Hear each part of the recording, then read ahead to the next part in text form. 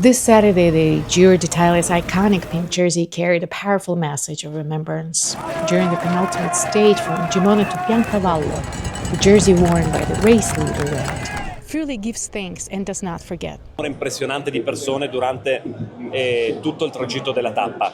Per quanto riguarda il ritorno è straordinario, quest'anno abbiamo fatto questa evoluzione essendo sponsor di maglia rosa e questo ha permesso di avere veramente una visibilità per la regione di carattere internazionale.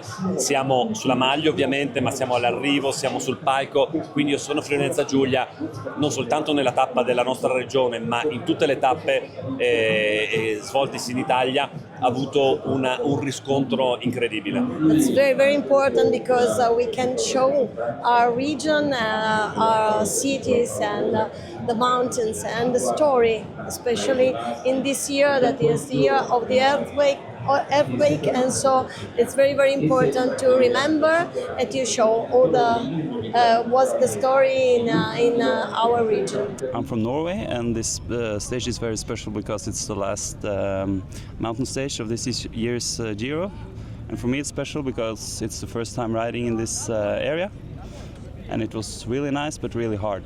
We are from Austria, and this stage is special because it's one of the hardest climbs we have did so far. We were hunting Marco Montani's time.